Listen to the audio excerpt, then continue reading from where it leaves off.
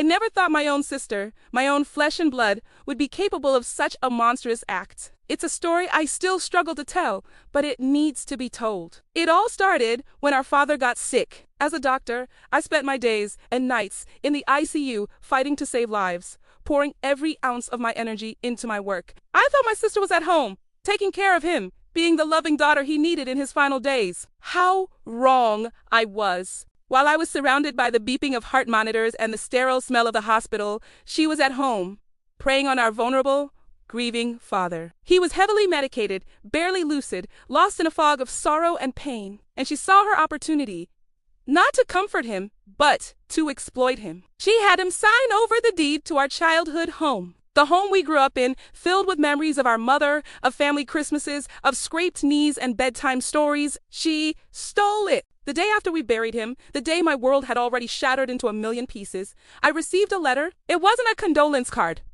It was an eviction notice from my own sister for my own childhood bedroom. She was kicking me out. The audacity, the sheer cruelty of it knocked the wind out of me. I couldn't believe it. How could she do this? Grief turned to a cold, hard knot of disbelief in my stomach. Was this really the same person I shared a room with? The one I told my secrets to? My first thought was that our father must have wanted this. Maybe in his confusion, he decided this was for the best.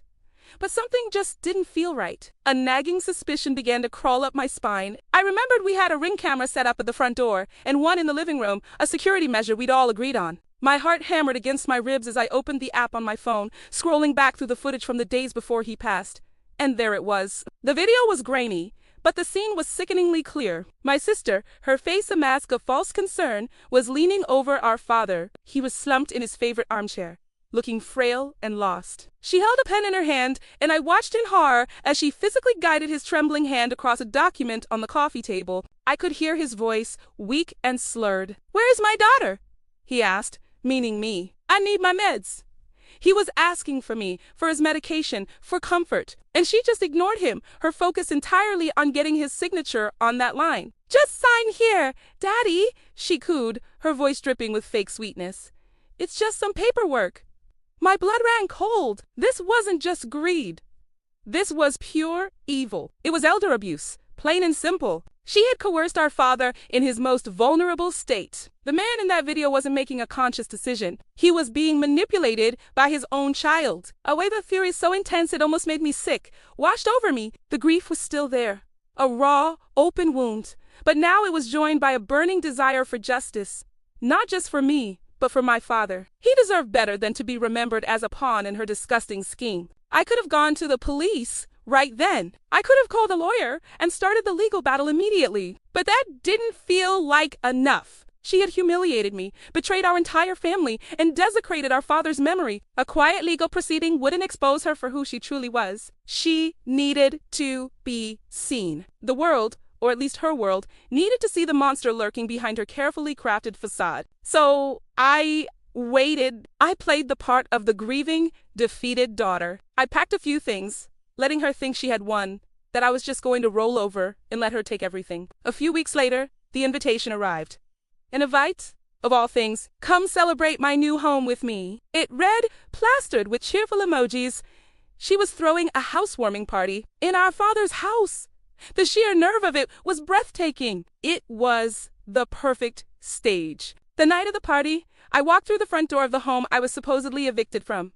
The place was packed. All her friends were there, laughing, drinking champagne, congratulating her on her beautiful new house. She saw me and her smile faltered for just a second before she plastered it back on. "Oh, you came," she said, loud enough for everyone to hear. "I'm so glad there are no hard feelings." I just smiled back. "No hard feelings at all," I replied calmly. "In fact, I brought a housewarming gift, a little trip down memory lane." I walked over to the large flat-screen TV she had mounted over the fireplace. The chatter in the room died down as everyone turned to watch. I pulled out my tablet, connected it to the screen, and pressed play. The grainy Ring footage filled the screen. The room fell silent. You could have heard a pin drop. Everyone watched as my sister guided our dying father's hand. They heard his weak, confused voice asking for me, begging for his medication. They saw her cold, calculated deception in high definition. The color drained from her face. Her friends stared, their mouths hanging open, first at the screen, then at her. The whispers started, quiet at first, then growing louder. Is that her dad? Did she just... Her perfect party, her triumphant moment, crumbled into dust around her. There was no explanation she could offer. No lie she could spin to get out of this. I didn't say a word. I just let the video play on a loop. I watched as her friends, one by one, grabbed their coats and purses, backing away from her as if she were toxic. They left without a word, their faces a mixture of shock and disgust. Within 10 minutes, the house was empty. It was just her and me, standing in the silence, the damning video still playing on the screen behind her. She finally broke, screaming, crying, calling me every name she could think of. But it was too late.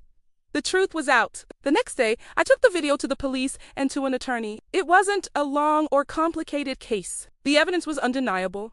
She didn't get the house. A judge voided the deed transfer immediately. But she got something else. She got a criminal charge for elder abuse. She got a restraining order that prevents her from ever contacting me again. But more than that, she got a reputation. This story spread like wildfire through our hometown and her social circle. She became a social pariah, the woman who manipulated her dying father for a house. She lost her home, her friends, and any shred of dignity she had left. Sometimes I feel a twinge of something not guilt, but a sadness for the sister I once had, the family we could have been. But then I remember our father's voice on that video, and I know I did the right thing. Revenge can be a bitter pill, but justice is the best medicine of all. She didn't just try to steal a house. She tried to steal my father's legacy and my entire history. And for that, she will pay for the rest of her life. Thank you for listening to my story. It is a harsh reminder that sometimes the deepest betrayals come from those we're supposed to trust the most. Don't forget to like this video and subscribe to the channel for more true stories. Stay safe and always stand up for what's right.